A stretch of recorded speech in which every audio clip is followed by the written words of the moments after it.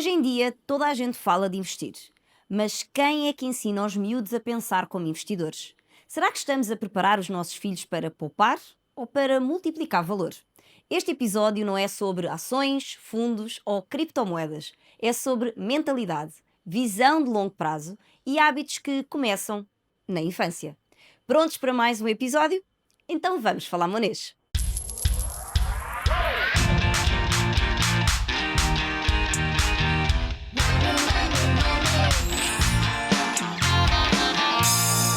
Vamos falar monês.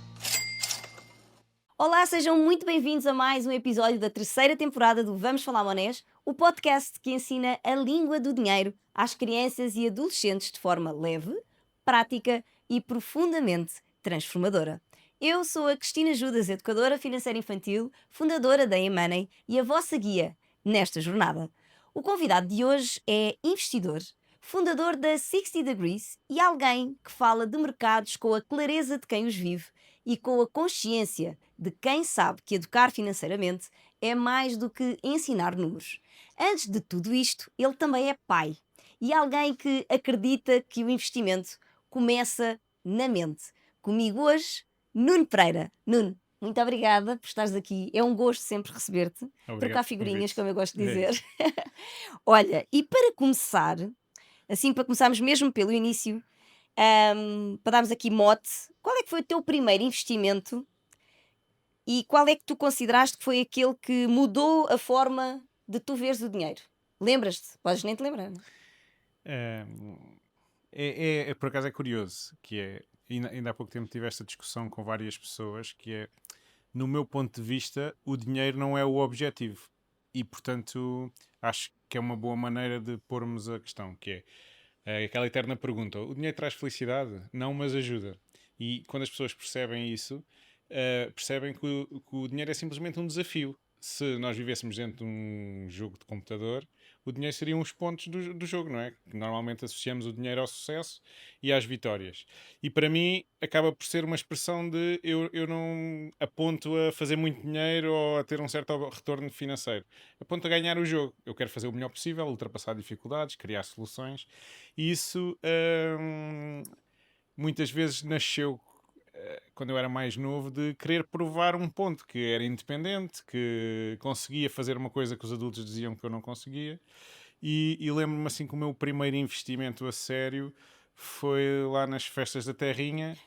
Decidimos fazer um bar, e a coisa ganhou uma proporção de tal maneira em termos da organização que nós tivemos e do trabalho que nós tivemos, que naquela semana consegui ter um rendimento superior à minha mãe no mês. E, portanto, foi assim de repente calma, isto realmente de ser empreendedor e ter ideias que podem um bocadinho furar as expectativas das outras pessoas, porque se todos fizéssemos a mesma coisa não havia tanto retorno, não é? Isso eu aprendi mais tarde, mas portanto, havia muita gente a dizer não faças, e eu ao fazer tive a consciência que é possível fazer contra a opinião das outras pessoas. Portanto, o pensar pela nossa cabeça e começarmos a medir o risco, ok, quando eu vou fazer um investimento, o que é que eu posso perder?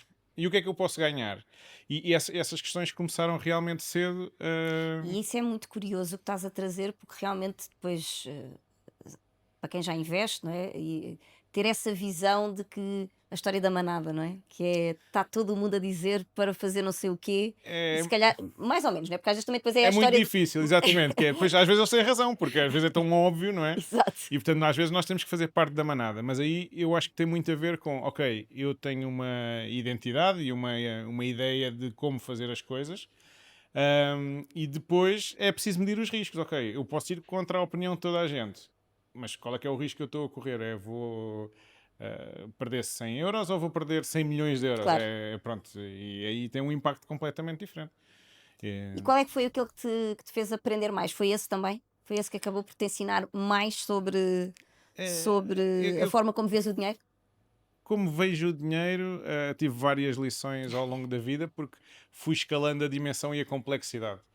E considero que estou todos os dias a aprender, nem sei se sou qualificado o suficiente para fazer o que faço hoje, e tento sê-lo cada vez mais por aprendizagem, por ir procurar conhecimentos a setores diferentes, etc. E os desafios são diferentes ao longo da minha caminhada profissional, portanto, desde gerir fundos, com uma dimensão completamente diferente em termos do valor que estamos a olhar comparado com um investimento particular, gerir uma empresa, gerir as expectativas das pessoas que colaboram connosco. É tudo muito difícil porque interagem as várias dimensões e, portanto, nós não podemos dizer, não, é por aqui, porque se for só por aqui, sem pensarmos nos impactos, acabamos por, se calhar, estar a destruir qualquer coisa que estava bem Não, mas a construída. realidade é que tudo são escolhas, não é? E a gente abre sempre, quando a gente escolhe o caminho A, Sim, abrimos é sempre isso. mão do caminho B, não é? Há Portanto, sempre positivos e e negativos em negativos cada, em cada em escolha. cada escolha. E isso é verdade para o investimento, para o que nós compramos no supermercado, para como decidimos usar o nosso tempo livre, é verdade para uma série de dimensões que acabam tudo por ser decisões de investimento. Eu estou a Exatamente. investir o meu tempo, ou estou a investir a minha saúde, ou estou a investir o meu dinheiro, e eu acho que é esse passo que eu gostei muito da tua abertura, que é realmente investir é uma questão de mentalidade. E quando nós nos mentalizamos que, ok, eu tenho que ganhar mais do que o que perco, ou que gasto, está um investidor feito. Depois, se é muito, se é pouco, é uma questão de potenciar as Claro. ferramentas. E Ahm, tu agora trouxeste aí um ponto até muito curioso, e eu gostava de saber essa perspectiva, porque é assim, é completamente diferente, e a gente já falou disto em off, até noutros fóruns, é completamente diferente a gente gerir dinheiro que não é nosso, de gerir dinheiro que é nosso.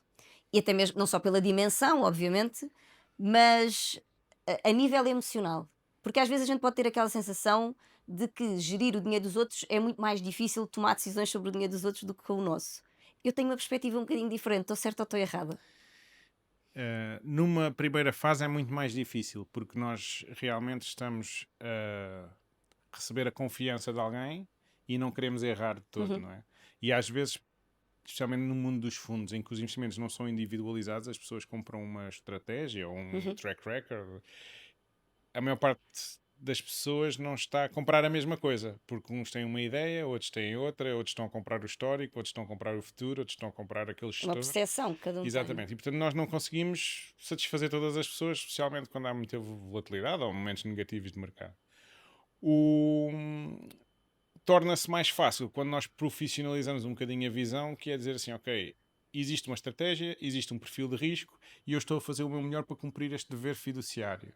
E a partir daí é claro que até uma mesma pessoa pode gerir várias estratégias diferentes se tiver o framework, digamos assim, de cada objetivo e de cada tolerância ao risco e o mercado onde vai atuar, etc., de cada fundo ou de cada produto de investimento. E isso permite realmente uma pessoa olhar de uma maneira mais estatística, mais fria, digamos assim, menos emocional, e aí damos o salto para tratar das coisas com, diria, um profissionalismo maior do que se estamos a ser um gestor. Do que geris a tua própria Exatamente. carteira, não é? Porque apesar de nem às vezes nem é a questão da dimensão da carteira, porque obviamente tu todos os dias lidas com milhões, centenas de milhares de euros de operações que vocês fazem, pá, e na tua carteira, que obviamente até já pode ter essa dimensão, mas é diferente, não é do tamanho do É vosso. diferente. Se cometer um erro, tem que se justificar a mim próprio, não é? E, portanto, é mais fácil. Enquanto nós realmente preocupamos-nos muito com o cumprir o objetivo de cada produto. Portanto, muitas vezes sentimos isto, que as pessoas não têm a tal literacia suficiente para saber o que é que estão a comprar, porque ou compram um produto porque nos últimos anos subiu muito, ou porque teve pouca volatilidade, e não propriamente percebem as características. O que é que vai acontecer se o regime de mercado mudar?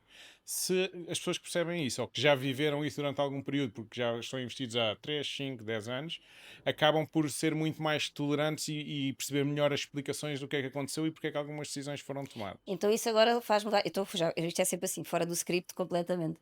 Mas isso leva-me aqui a outra pergunta que é muito curiosa e interessante, que é, isso só vem corroborar de que a literacia financeira, até para vocês, enquanto profissionais da área, facilitaria muito mais do que o Facilita, contrário, não é? obviamente. Porque às vezes a gente tem aquela ideia de quanto menos souberem, quem tem Não, terra de é ao cegos, quem tem olho é contrário. rei, não é? É ao contrário, porque depois as pessoas. Primeiro é assim, nós realmente na 60 Degrees e creio que na minha vida no geral, eu tento fazer coisas que acrescentam valor. Portanto, nós trazemos uma dimensão que acreditamos que acrescenta valor. Portanto, se as pessoas perceberem o que nós fazemos, mais facilmente nos diferenciam do resto dos fundos que existem e podem estar mais ou menos propensos para investir connosco, mas conseguem perceber a nossa proposta de valor. E depois também não é bom, até devido, se calhar, lá está, devíamos crescer um bocadinho a escala para conseguir falar mais com os clientes, etc. Mas não é bom um cliente investir connosco e estar durante 2 ou 3 meses a ver todos os dias se a conta está a subir 0,05 ou a cair 0,05. Portanto, isso às vezes denota o nervosismo dos investidores que ou não têm bem a noção da instituição e podem estar desconfiados porque a 60 Degrees é uma entidade ainda não muito conhecida, ou esta é a minha perspectiva mais frequente, não têm bem a noção do que é a estratégia e o investimento. E aí depois, ok, depois de algum tempo, lá está, deles estarem investidos e de perceberem, ok, quando o mercado caiu muito, o fundo não caiu muito. Quando subiu muito, se calhar eu estava à espera que subisse mais, mas ou agora houve uma mexida que eu não percebi e perguntam e afinal foi o câmbio que eles não viram, uma coisa assim. Eles depois de 2 ou 3 flutuações do portfólio acabam por ficar mais confiantes naquilo que fizeram, mas do meu ponto de vista não mais letrados, e portanto é muito importante, eu acho, as pessoas perceberem de finanças num contexto quase de cidadania. Nós tomamos imensas decisões financeiras na vida, desde Todos os dias. ir ao supermercado, comprar um carro, uma casa, pôr. Eu costumo dizer que não há nenhum dia da nossa vida que a gente não tome uma decisão que tenha por base ou subjacente uma decisão financeira, mesmo que ela não seja direta. Sim, e às vezes não é só a compra está cara ou barata, é ok, é agora ou é no futuro? Exato. É Portanto, que ela quantidade? tem sempre subjacente uma decisão financeira, não é? Eu tenho às vezes muitos pais que me chegam e que dizem assim: Cristina, mas eu tenho muitos dias em que eu não gasto dinheiro. Subjacente a isso está uma Foi uma decisão decisão, financeira. claro. Uma decisão financeira, não é? Há de ser, ou porque se calhar não há, ou porque vocês decidiram conscientemente que, sei lá, havia um dia por mês ou X dias por ano que vocês não iam gastar dinheiro. Mas tudo tem uma base financeira. E quanto mais conscientes forem essas decisões, muito melhor, porque depois nós apercebemos de alguns vieses de comportamento que todos temos, é Sim, normal. sim. Eu passei por uma montra, gostei imenso de uma coisa, portanto é normal. E às vezes apercebemos de, epá, mas se calhar eu já disse, eu mereço 10 vezes esta semana, se calhar já estou a exagerar. E portanto, uh, o tomar as decisões conscientes e perceber a motivação das nossas decisões é importante, quer seja em padrões de consumo, de investimento. Exatamente. Olha, tu acompanhas muitas famílias e muitos investidores, obviamente. O que é que tu achas que bloqueia mais as pessoas para começar a investir? Ou é o medo, a falta de tempo, crenças antigas? É o quê? É tudo? É uma mistura, porque eu acho que ainda há muito o aconselhamento com a família e, portanto, com os mais velhos, que foram habituados sempre a usar instrumentos com muito baixo risco e baixa remuneração, depósitos, certificados de forro, etc. O facto das taxas de juros terem estado a zero durante muito tempo obrigou as pessoas a procurarem outras Outras alternativas, alternativas. mas aí o imobiliário foi uma classe de ativos quase imbatível e que é também uma classe de ativos em que os portugueses, no geral, sentem-se confortáveis porque há aquela mentalidade de, ok, agora começaste a É trabalhar, compra uma palpável. casa. E é palpável, não é? Tem o E, terreno, tem a casa. Eu, e eu portanto, nesse aspecto também corroboro um bocadinho, mas há essa barreira de dizer assim, ok, mas porque é que vais investir? Ou porque é que agora tens o teu dinheiro, porque é que não melhoras o teu estilo de vida? uhum, Existe essa barreira de o aconselhamento dos mais velhos, digamos assim. Às vezes é preciso um bocadinho ir contra a manada e só com o tempo é que nós conseguimos mostrar que, ok, mas eu este ano ganhei 10 euros, se calhar para o próximo ganho 100 e isto toda a gente goza que não é relevante, mas depois começa a ser o tal efeito dos juros compostos. Depois, outra grande barreira é a multitude de instrumentos que existem, porque as pessoas ainda falam, por exemplo, olha, quero falar de ETFs para saber em que ETF é que eu vou investir. O ETF é um veículo, não é uma não classe de é classe de ativos. ativos. E depois, ok, mas será que é possível investir nas ações americanas? Agora já é mais normal, mas depois as pessoas entram numa corretora e têm uma série de coisas com nomes esquisitos, afinal não são ações, são CFDs, o que é isto?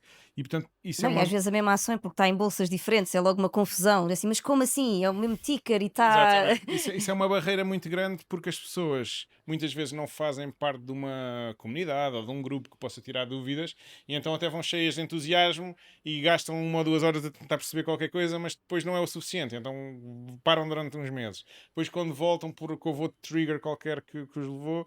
E então a literacia financeira acaba por ser difícil porque eu acho que as pessoas também têm vergonha de colocar dúvidas, de dizer não percebi isto e parece que é tão básico que toda a gente investe, mas o que é isto? Exato. E o outro, eu acho que há aqui uma dualidade em que as pessoas, quando realmente percebem que não vão ficar ricas de um dia para o outro, e que até podem perder algum dinheiro se tomarem más decisões, às vezes questionam-se, mas realmente que impacto é que isto tem na minha vida? Porque realmente o impacto imediato é pequeno. Se nós começarmos a poupar e a usar essas poupanças para investir, e depois mesmo que vamos reinvestindo as receitas desses lucros que possamos receber, é preciso criar o efeito bola de neve. E eu acho que muita gente diz, ok, mas porque é que eu não hei de gastar 50 euros nas apostas e vou reinvestir? E porque há a ilusão ainda de ganho rápido, de querer ser milionário com pouco esforço, e isso também é uma coisa muito.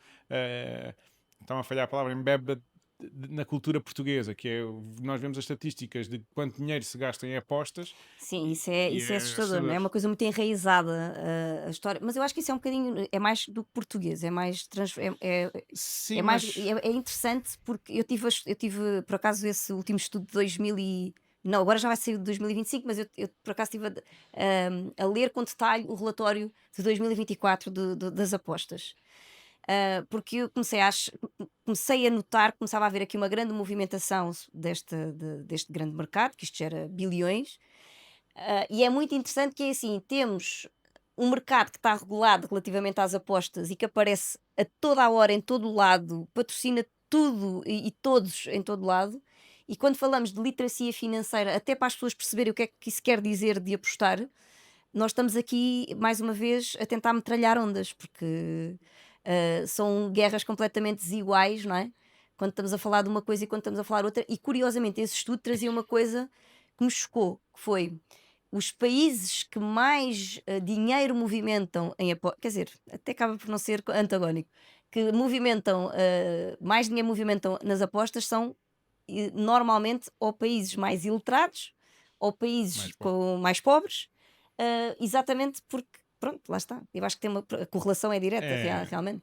é, lá está, é o que as pessoas percebem, o causa e efeito. Eu ganho, sai um número, ou ganho ou perco. Eu aposto, sai um número, ou ganho ou perco. Enquanto no investimento não é bem assim, ok, olha, porque a ação subiu, ou desceu, ou o Mas é mercado, ou as interessante taxas que de eles não juros. têm essa mentalidade do aposta, quer dizer, sabem que é uma aposta que é como casino, mas no entanto é nos mercados financeiros que as pessoas dizem, não, isso é muito arriscado, é apostar na bolsa, não É, é? é porque há aquela mentalidade do eles, não é? Eles, aquela classe elitista financeira e que ganha É connosco, uma zona pouco transparente. enquanto eu acho que não há muito eles de quem é que ganha se eu perder a aposta, mas há alguém que ganha. Exato. E a questão aqui ainda é pior: é as margens que são praticadas pela infraestrutura, que é investir e ter que gastar dinheiro numa comissão de bolsa, ou investir e os FIIs que se pagam nas apostas, as margens são completamente muito maiores nas casas de apostas e, portanto, o intermediário está a ganhar muito mais dinheiro e há um volume, um turnover muito maior e, portanto, torna o negócio mais, probabilisticamente mais contra nós. É como o casino ter mais números a favor do casino. É preciso perceber, e também já fiz apostas, mas é preciso perceber o quê? Eu estou a ter um tempo de lazer. Estou disponível para pagar 20 euros para ir a um espetáculo? Se calhar estou disponível para pagar 20 euros para estar não sei quanto tempo a fazer apostas. E portanto, se for nesse espírito, é um bem Sim, como. como se fosse divertimento, não é? Exatamente, Pronto. estou a gastar dinheiro para comprar uma coisa que me satisfaz, foi entretenimento durante algum tempo. Como investimento, existem algumas pessoas que se calhar até têm estratégias que conseguem monetizar, mas é muito raro. É preciso uma disciplina muito grande e muito trabalho. Não é agora chego ao sábado, vejo os jogos e vou apostar e ganhar. E eu acho que é essa a cultura que faz um bocadinho o moço em Portugal, que é o do ganho rápido. Não, vê-se uma notícia e há uma pessoa que é milionária, mas ninguém viu que ele trabalhou 20 anos e não tirou dinheiro da empresa durante 20 anos, se calhar com o salário mínimo, para conseguir potenciar o tal estatuto que agora atingiu, ou uma coisa assim. E, portanto, dá-se pouco valor ao trabalho e à persistência e à consistência. E muito mais ao flash, o rápido. Pois é tudo o que é a gratificação imediata, não é? Exatamente. Tudo que tem a E ver com a eu acho que isso gratificação. aí é muito difícil até de moldar nas crianças, que eu acho que é um público que nós realmente devíamos olhar com muito cuidado, porque a sociedade está feita para lhes dar gratificações rápidas e Cada vez mais, não é? Ainda por cima com eh, a história de termos o mundo no bolso. ou na mão, não é? E é muito difícil dizeres, olha, está aqui um repousado e estão aqui dois. Tu não comeres este repousado durante o dia, ou no fim do dia tens dois.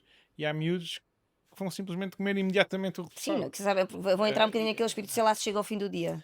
Nem se preocupam, Nem se eu pensa. quero agora. E depois esta mentalidade, quando é recompensada, torna-se parte da personalidade das pessoas e isso depois transmite-se ao resto. História do exemplo. Olha, pegaste aí nos filhos, então passando, quando falamos então, falávamos aqui um bocadinho da história do bloqueio, não é? Das pessoas começarem a investir. E quando nós passamos isto para os filhos, que hábitos ou experiências é que achas que mais contribuem para formar um futuro investidor? Daqueles que com visão, com estratégia, o que é que achas que é mais relevante? Olha, eu gosto de pensar que conversar com os meus filhos ajuda imenso e dar-lhes contexto. Os meus filhos, acho que como qualquer criança, gostam de ouvir histórias. E então eu tento encaixar as coisas em histórias e histórias que sejam de pessoas que eles conhecem. Olha, vocês querem comprar não sei o quê, mas olha, a mãe ganha este salário, trabalha estas horas, vocês se calhar nem gostam que a mãe vá trabalhar tanto, portanto já perceberam que para a mãe vos dar isto que vocês querem, vocês vão abdicar de 8 horas ou 10 horas ou o que seja da presença da mãe. E eles realmente põem-se a pensar e até às vezes dizem, mas olha, eu gostava de ir com vocês não sei onde e até sou eu a pagar. Obviamente nós não os deixamos muitas vezes pagar, se calhar até fazemos mal, mas Fazes. mas gosto de ver o espírito que eles percebem realmente que, ok, nós fazermos alguma coisa e que todos gostamos e não está em causa fazermos ou não fazermos, graças a Deus, mas tem um impacto. E, portanto, isso acho que trazer as histórias e explicar-lhes com exemplos o que é que custa, o que é que não custa, é o primeiro passo para eles Uhum. perceberem, ok, eu quando tomo uma decisão, há positivos e negativos, como estávamos a falar. E depois há outra coisa que eu gosto de fazer quando posso, que é levá-los para quando vou trabalhar. Portanto, aqui na 60 Degrees não tenho tido muita oportunidade, mas noutros investimentos que eu tenho que dedicar depois tempo aos sábados e aos domingos. E, por exemplo, é uma coisa que eu gosto que eles percebam que é, ok, há o trabalho, então, mas não tens um horário de trabalho, o trabalho não acaba. Porque é que estás em casa e às vezes estás ao telefone? E porque é que tens de estar no computador? E depois eles têm que perceber, ok, espera lá, mas se vocês perguntarem aos vossos amigos onde é que eles já foram viajar e onde é que vocês já foram viajar, se Exato. calhar há uma diferença. Vocês têm que perceber que o sacrifício, neste caso eu não considero um sacrifício em termos da minha dedicação, porque lá está, é um jogo que eu gosto de ganhar, gosto de resolver, mas estou a sacrificar tempo familiar, estou a sacrificar outras coisas. E eles percebem que se calhar, ok, nós temos que desenvolver uma atividade que gostamos, porque aí realmente não E há eles fazerem limite. parte, não é? Quando eles fazem parte, acabam por entender também muito melhor e os sacrifícios também Sim, ficam todos mais leves para todos. porque eu acho que as pessoas têm muita noção, ou pelo menos os miúdos, que muitos trabalhos é ok, então faz X, já está feito. E que não percebem que as coisas demoram tempo a pensar, a fazer. Agora temos que fazer para a primeira vez, depois temos que encontrar como é que o processo se repete. E depois, ok, há muitas profissões que não são assim, que são, ok, eu preciso de passar aquele tempo porque tenho que manter uma loja aberta, tenho que ter um trabalho em que realmente estou a dar suporte e estou a cobrir um certo turno. E então é difícil para os miúdos distinguirem os vários tipos de receita, digamos assim. E o que eu lhes costumo também dizer, e repito muito isto, e até já fui lá falar à escola deles, que é, basicamente, eu explico-lhes que, no meu ponto de vista, existem três maneiras de ganhar dinheiro. Portanto, eles podem vender o tempo deles, que é trabalhar com a conta de outrem, e não há mal nenhum nisso. Depois têm o tempo livre deles e gozam como querem. E há pessoas perfeitamente felizes assim, e eu, se eles forem assim, estou perfeitamente contente. Mas tem um limite. Eles vão provavelmente ter um limite no salário, por muito a melhor profissão mais bem paga do mundo tem um limite que é o preço por hora. Não é? Depois há outros que é quase um autoemprego, que é ok, eles vendem qualquer coisa e então podem ter ali um efeito de escala que é conseguir comprar e vender e ter um turnover e um volume que lhes permita dizer assim, ok, eu não estou já só a vender o meu tempo, estou a criar aqui a resolver um problema no mercado e portanto sou remunerado com mais dinheiro associado ao volume, mas muitas das pessoas que pensam que têm um negócio não têm um Tem um autoemprego porque autoemprego. aquilo nunca cresce.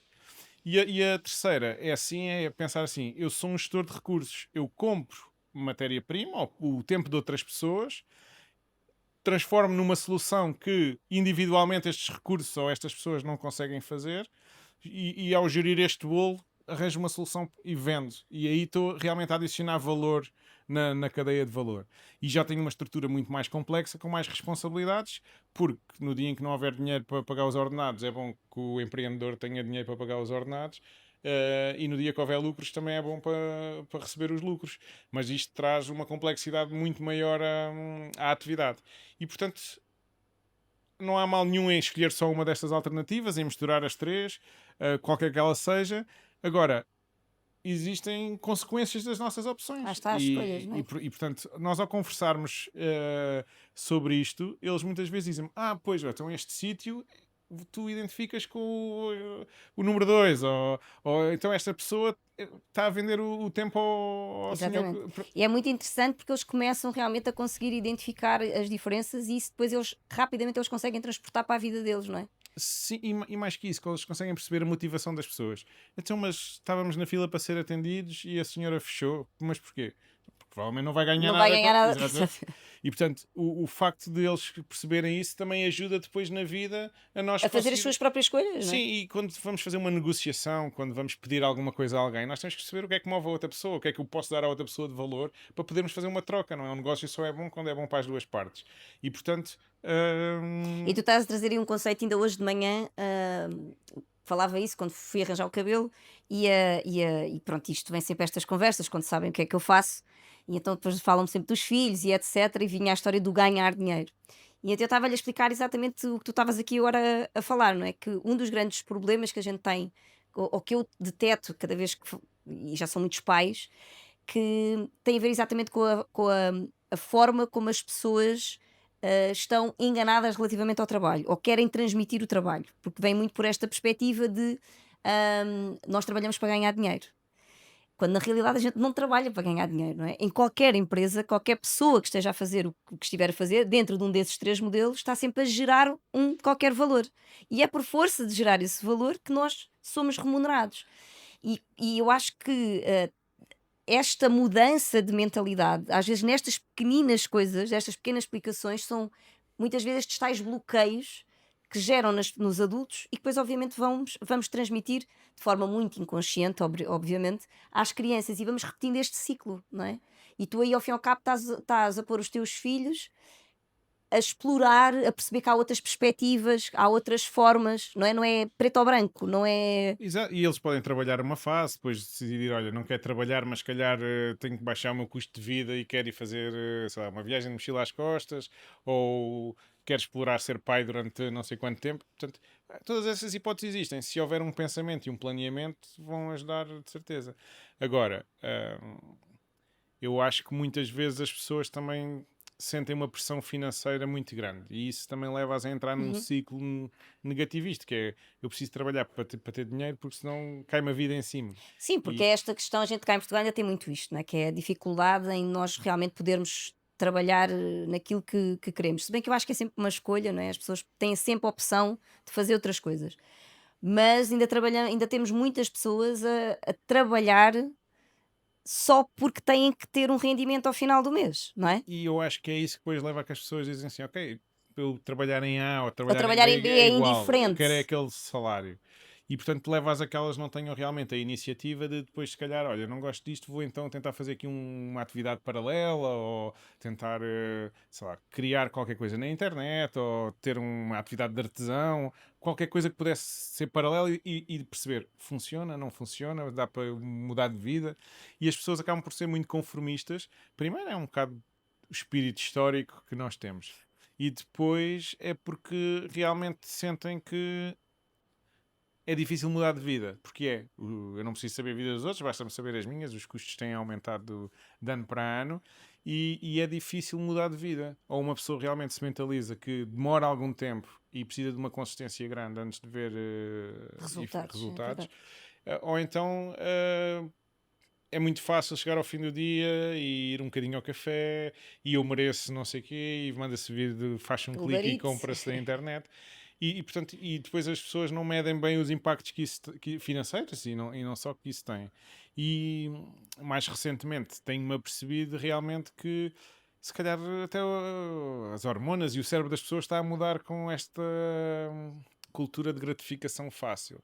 Mas por outro lado, é muito difícil, por exemplo, impormos aos nossos filhos padrões que depois, se calhar, na escola é diferente. Nem sabemos se temos razão, mas eles depois, entre os pares deles, sei lá, ainda não tenho bem essa guerra, mas vou começar a ter, que é quero um telemóvel, porque todos os meus colegas têm um telemóvel. É muito mais fácil do que o que tu imaginas. O meu já vai com 11 e não tem. Já começa a ser dos poucos que não tem, se bem que também está num sítio mais controlado, mas também já não, ainda não vai ser este ano, porque ele este ano tem outro sonho e, portanto, como ele ia contribuir ativamente para uma parte do telemóvel, Desviou para outra ele prioridade. já desviou para outra prioridade e está completamente tranquilo com isto, em que pode ser perfeitamente aos 12 ou aos É uma 13. decisão consciente, é a melhor maneira. Exatamente, portanto, ele este ano quer trabalhar para o seu PC Gamer e, portanto, decidiu que assim, eu acho que é ótimo, é mais um ano que nós temos sem telemóvel. É porque lá está, o mundo está a evoluir muito depressa. Portanto, os nossos avós nunca pensaram que o telemóvel ia existir, mas desde que o telemóvel existiu, portanto, de repente, a multiplicidade de alternativas de consumo, transporte, armazenamento de dados, necessidade de dados. A velocidade, O não é? mundo está a mudar muito rapidamente e nós não vamos conseguir dizer aos nossos filhos: olha, sei lá, quando entras na universidade vai para este curso que é bom, mas quando ele sai não sabemos se aquele curso ainda existe ou se aquela profissão ainda existe. E portanto temos que nos adaptar um bocadinho a perceber: é o quê? Olha, não sabes o que é que vais fazer, não vais fazer o mesmo a vida toda, é mais. É o mais É certo. quase que certo. E portanto, pá, é bom mudar, é bom experimentar outras coisas. Temos que nos adaptar. Acho que é essa. E temos que viver bem com isso, temos que estar confortáveis com isso. Se nós tivermos um plano, se tivermos uma almofada, se dominarmos um bocadinho essas ferramentas, acho que ajuda imenso. E acima de tudo é um bocadinho tudo isto que estamos aqui a falar assenta num. Eu defendo muito, eu falo isto muitas vezes, que é há uma coisa que é certa no meio de todas estas coisas que nós estamos a viver e o incerto que nós temos agora para a frente, não é? Nesta nova revolução que nós estamos a viver, não é? Desta alteração do mundo que estamos a ver aos mais vários, a mais diversos níveis. Há uma coisa que nós sabemos, isto vai ser ainda tudo movido a dinheiro, porque as sociedades estão organizadas a dinheiro, e portanto, independentemente do que venham a fazer, escolher, ter, todos vão ter que saber lidar com o dinheiro, não é? E portanto começa a ser uma competência tão importante como ler e escrever. E acho que começa a haver uma consciência maior que se calhar dependermos do Estado para a reforma não é assim tão bom. Agora tem-se falado menos em Portugal, mas os números Continuam iguais ou piores, agora já piorou um Mas, por bocadinho. exemplo, o Brasil vai ter eleições, tu tens ido muito ao Brasil, vai ter eleições e o déficit brasileiro e a pressão que tem sobre o sistema de segurança social é brutal. E mesmo assim tem uma população ainda mais nova que nós, só que como são tantas pessoas dependentes do sistema, está a criar uma pressão enorme. Sim, e com uma fraca classe média, não é? Portanto, existem muitos sinais de que é melhor nós termos um plano. Se o Estado funcionar, melhor. Mas se não funcionar, pelo menos temos uma alternativa. Porque até em Portugal, portanto, os meus avós provavelmente começaram a ter reforma quando não esperavam, porque não era esse o padrão na altura, não é? E deixou de se ter aquela cultura de ok, então, mas os meus netos cuidam da terra e há a horta e tudo isso ajuda muito o orçamento familiar.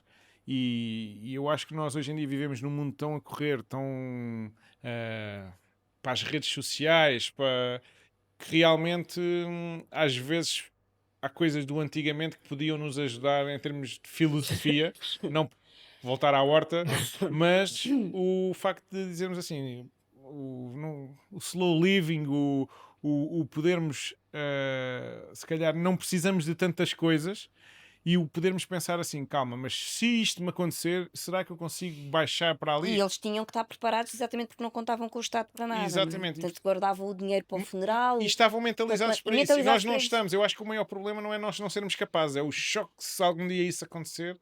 A maior parte das pessoas não está preparada para isso. E não ser um peso, eu lembro-me muito, não é, da população, Para os jovens. de não ser um peso para os jovens, não é? E o que é que está a acontecer neste momento? É que realmente a população mais envelhecida, não é? Precisa de cuidados. Precisa de cuidados, são caros, não há respostas por parte do Estado relativamente a isso, porque temos uma população também cada vez mais envelhecida e as coisas sobrecaem depois em cima dos filhos, que em muitos casos nem estão para aí virados, não é? Que ainda é mais triste, e os que querem cuidar muitas vezes não têm sequer condições para fazer Vamos ver, face. hoje em dia é caríssimo ter uma casa, não é? Comprar uma casa, pagar um lar a alguém ou um cuidado médico e, portanto, realmente nós temos que. Essa, eu já passei por isso e realmente quem não tiver minimamente condições é muito duro, porque às vezes depois nem há sequer solução por parte do Estado, não é? É muito difícil. E eu acho que mais tarde ou mais cedo, em várias dimensões, todos vamos enfrentar um choque desses. Um choque em que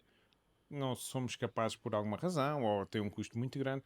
Portanto, convém nós usarmos esta mentalidade do ok, é preciso adaptar-nos, é preciso ter um plano, é preciso ter uma almofada, mas isto não tem que ser obrigatório, tem que fazer parte da nossa vida, senão não resulta. Sim, claro. Portanto, Não tem que ser também um peso gigantesco acima exatamente. disto, não é?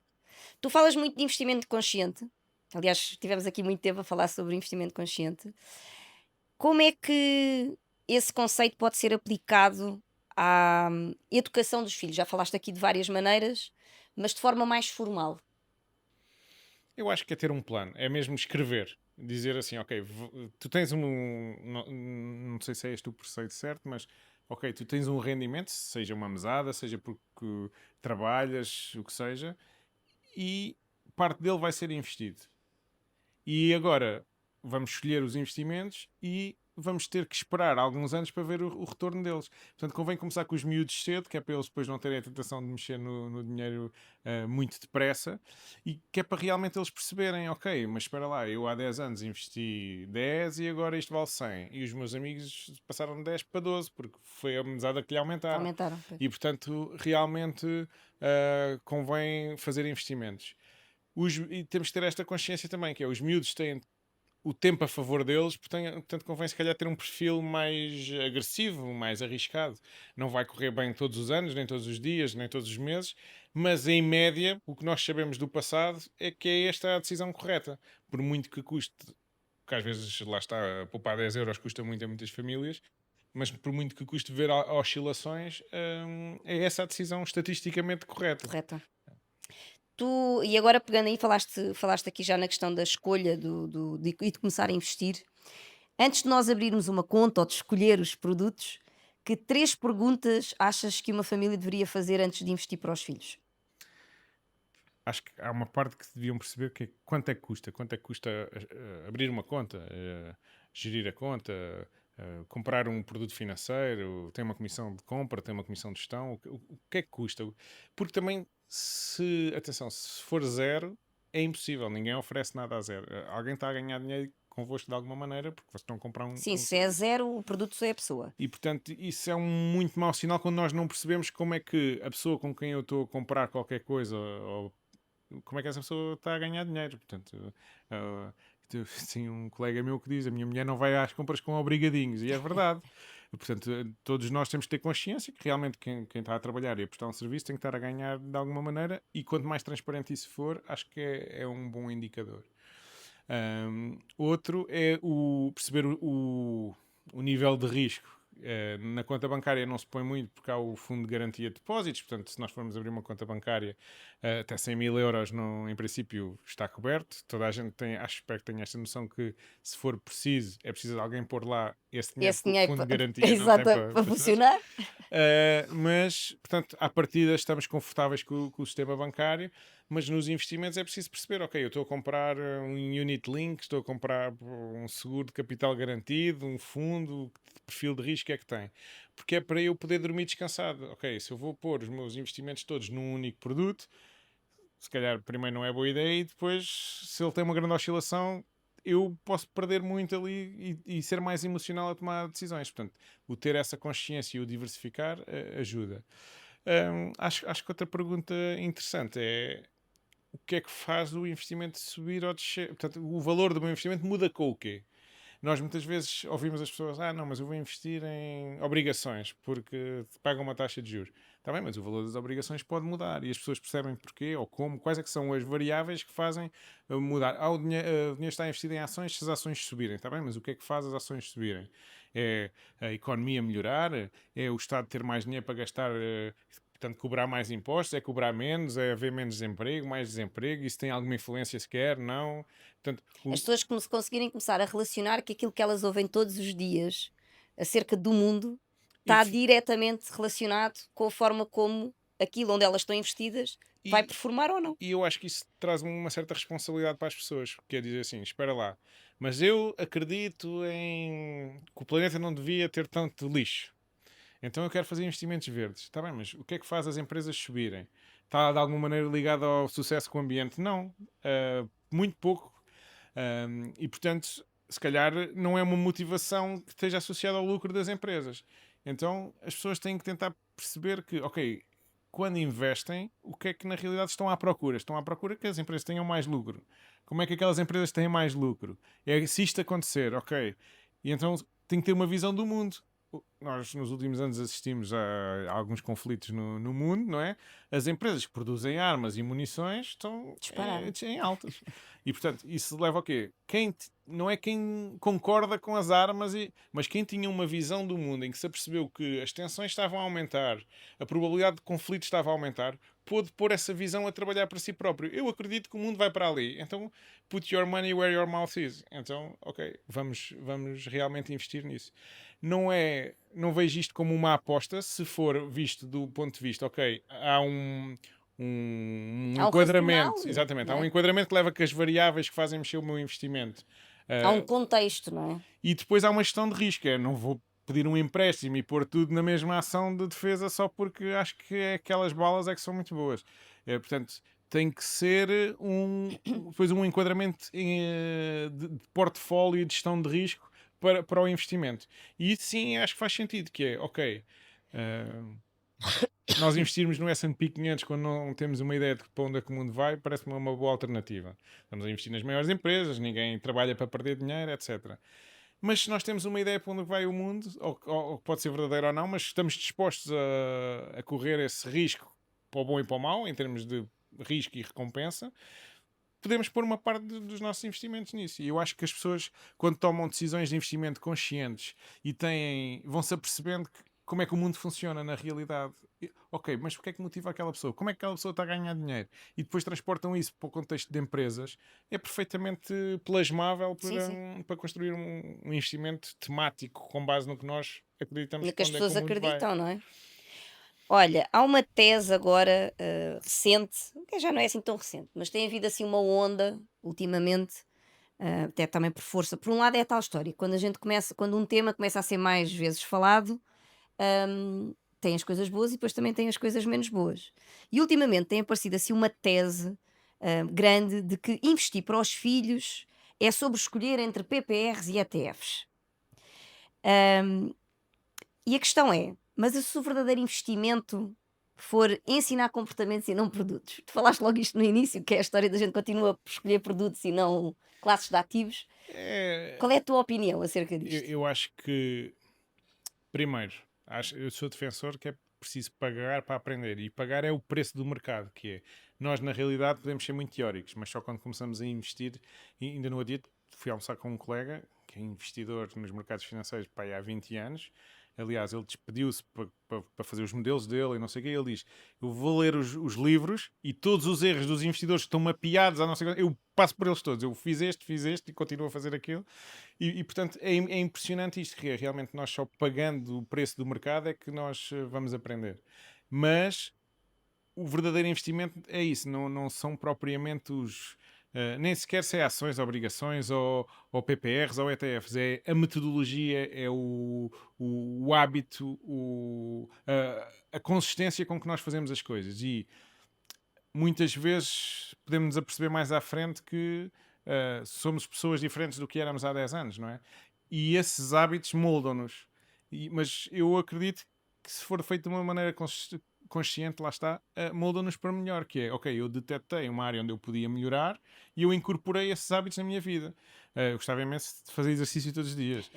Mas estamos um bocadinho a esse nível, que é, as pessoas que conseguem incorporar esse hábito na sua vida melhoram uma condição da sua vida. E os hábitos financeiros são só outra dimensão da vida. O poupar, o investir, o selecionar investimentos, não é preciso olhar todos os dias, nem todos os minutos o que é que os investimentos estão a fazer. É preciso dizer assim, ok, eu acho que o mundo vai para ali daqui a 5 anos, vou fazer um certo investimento. Daqui a 6 meses vou ver como é que está e se tenho outra ideia para fazer uma alocação. Não é preciso estar todos os dias de Aliás, volta. até normalmente é um sinal de ou de investidor muito recente Ansiedade ou e falta de de que se calhar até literacia. devias, não devia estar exposto Exatamente. àquele instrumento, não é?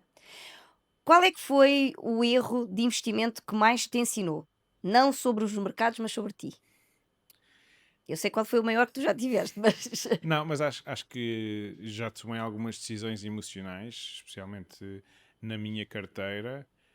Tento nos meus investimentos privados, portanto, sempre que posso, ao nível empresarial, ajudar outras pessoas, mas também já percebi que isso pode ser um conflito, porque muitas vezes outras pessoas ficam também à espera que isso aconteça e é muito difícil não misturar as coisas. Ahm, e acho que o maior erro que eu continuo a praticar, mas que ainda não consegui descobrir, é a gestão de tempo, que é eu quero fazer tudo, já percebi que também que não consigo, mas tenho alguma dificuldade em delegar, estou a melhorar nessa parte, mas acabo por consumir muito tempo e às vezes sinto-me exausto e sem energia para continuar. Não é para continuar, no fundo eu acho que nós devemos estar sempre aqui e às vezes a nossa energia não nos deixa passar aqui de um certo nível, porque não conseguimos ter depois aquele brio de levar a coisa, ok, eu sei que se calhar devia formatar outra vez o documento, mas pá, já estou cansado. E isso muitas vezes deixa-me desiludido comigo próprio. E a gestão das expectativas do que é que nós queremos fazer e alcançar e depois do que é que nós fisicamente conseguimos sem mudar a nossa estrutura, que eu acho que há muitas pessoas que conseguem fazer muito mais que eu, mas já têm uma mentalidade diferente que eu espero ainda vir a atingir. E eu acho que confrontarmos com as nossas próprias limitações é o nosso maior desafio. E isso só vem também de sermos confrontados, que é essas limitações levaram-nos a cometer erros. E, portanto, à medida que nós nos vamos apercebendo disso, vamos dizer, ok, eu tenho que abdicar, se calhar, de todo o controle que eu tenho sobre esta tarefa para me permitir abarcar outras e tarefas. acima de tudo permitir que os outros falhem, não é? Porque às vezes também temos um bocadinho essa questão que é, enquanto Sou sou eu a mais exigente fazer, comigo próprio do que os outros, é? acho eu. Acho que é Porque às um... vezes temos aquela tendência do género, se for eu a fazer, não é a velha questão, se for eu a fazer, eu já sei que vai ficar bem feito, que vai não ser. E depois quando pomos o outro a fazer, não, a gente esquece que temos que abrir o espaço para que a outra pessoa falhe, porque vai fazer parte do processo de aprendizagem, não é? mas depois há aqui uma parte muito... És muito perfeccionista. Não sou até, mas é uma parte que eu gosto de fazer e gosto que corra bem, que é quando nós fazemos uma coisa, depois é preciso comunicá-la. Não propriamente grandes anúncios, isso que não sou muito mas explicar o porquê, o como, isto está feito assim, não caiu aqui de paraquedas. Portanto, há uma razão para esta proposta, para este produto financeiro, para o que seja que nós estamos a fazer. E isso, muitas vezes, quando se delega, depois essa última last mile que é fechar o ciclo da comunicação com o nosso parceiro, com o nosso cliente, etc. Não, às vezes não é bem. Se calhar sou eu que não construí ainda bem os meus processos, mas acho que faz falta o idealizador de alguma coisa conseguir pôr até num papel, explicar o porquê das coisas.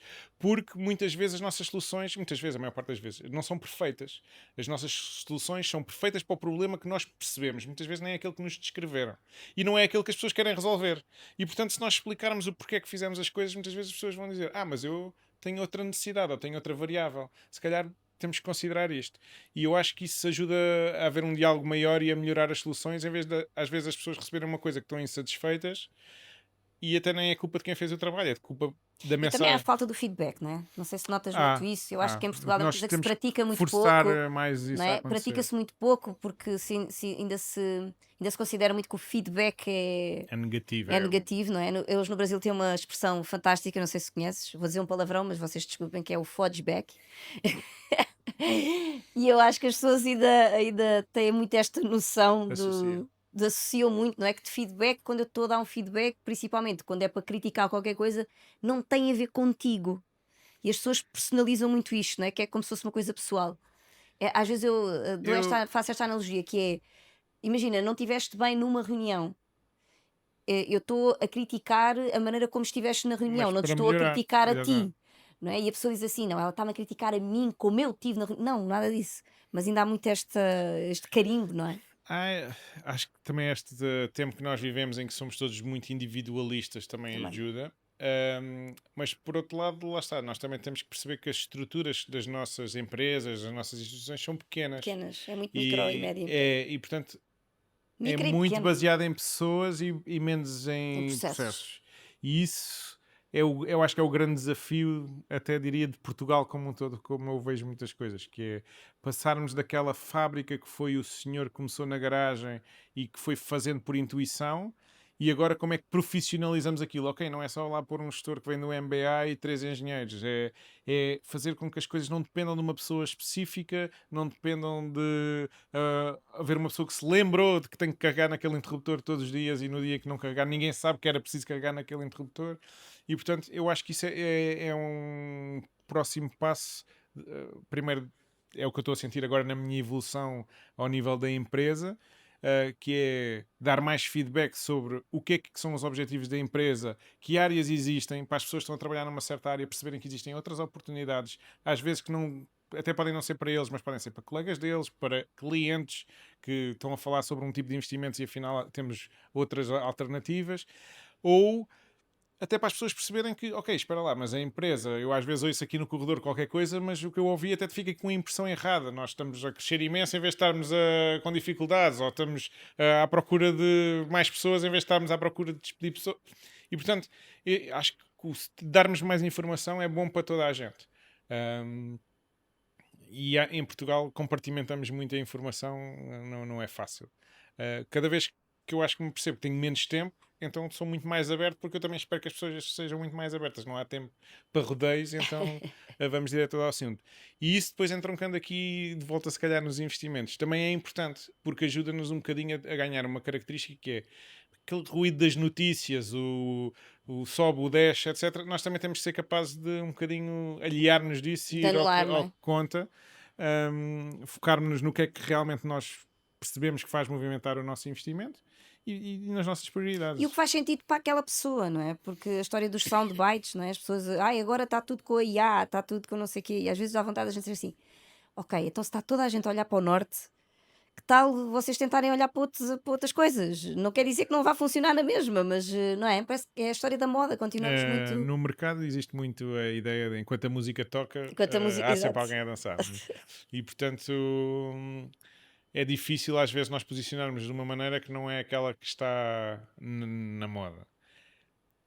Mas eu acho que é mesmo isso, que é a individualidade no pensamento, porque os meus objetivos são únicos, as minhas vivências passadas também, e o que é que eu posso dedicar a se uma área qualquer da minha vida também é diferente de qualquer pessoa. Portanto, logo o meu portfólio ideal, os meus objetivos são diferentes e, portanto, as E pessoas. mais que não seja como forma de pensamento, não é? Não quer dizer que a pessoa depois não siga até o que todos estão a fazer, mas mais que não seja para ter este contraditório. Eu, acima de tudo, acho que é assim: nós temos de estar muito confortáveis com o que fazemos, seja na nossa carteira de investimentos, o nosso trabalho, etc.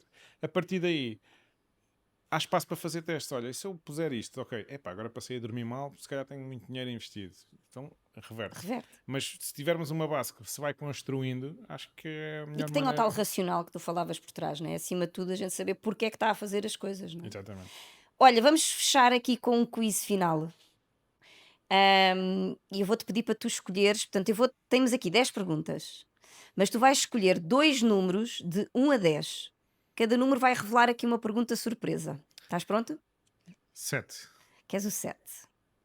Na escola, eras do tipo que pedia trocos no bar ou vendias bulicaus que levavas? Eu tenho uma história difícil para contar com o bar. Mas, não sei se posso contar. Não, mas não Aqui podia. podes contar tudo, aqui podes Sim, contar tudo. mas não. Acho que não era comercializador na escola. Na escola, portanto, sempre fui muito aberto com os meus colegas, ajudava sempre no que podia. E nunca fui muito à procura de pedir. Aliás, na minha vida como um todo, acho que sempre tive muita vergonha de pedir, no sentido de não, mas porque é que eu hei de pedir? Tem que Aquele arranjar orgulho, maneira. não é?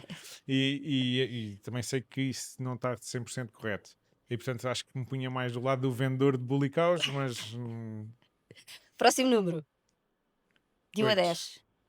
Queres o 10? 8. 8. És mais guarda tudo para depois ou vivo agora e logo se vê?